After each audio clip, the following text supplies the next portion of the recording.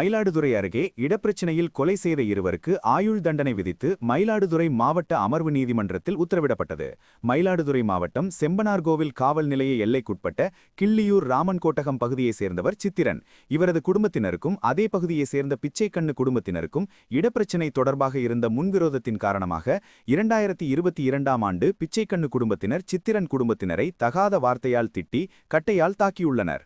இதில் தலையில் பலத்த காயமடைந்த சித்திரன் நிகழ்விடத்திலேயே உயிரிழந்தார். இதுகுறித்து சித்திரனின் மனைவி அஞ்சம்மாள் மயிலாடுதுறை காவல் நிலையத்தில் அளித்த புகாரின் பேரில் நடராஜன் மகன் பிச்சைக்கண்ணு, கலியபெருமாள் மகன் பாலமுருகன், பிச்சைக்கண்ணு மனைவி ஜெயலட்சுமி, ரவி மனைவி பிரியா, பாலமுருகன் மனைவி காளியம்மாள் ஆகியோர் மீது கொலை வழக்கு பதிவு செய்யப்பட்டு கைது செய்யப்பட்டனர். இவ்வழக்கின் விசாரணை மயிலாடுதுறை மாவட்ட அமர்வு நீதிமன்றத்தில் நடைபெற்று வந்த நிலையில் வழக்கை விசாரித்த மயிலாடுதுறை மாவட்ட அமர்வு நீதிபதி எல்.எஸ். சத்தியமூர்த்தி பிச்சைக்கண்ணு, பாலமுருகன் ஆகியோரை குற்றவாளிகள் என தீர்மானித்து இருவருக்கும் ஆயுள் சிறை தண்டனை விதித்து தீர்ப்பு வழங்கினார். இதையடுத்து இருவரும் கடலூர் சிறையில் அடைக்கப்பட்டனர்.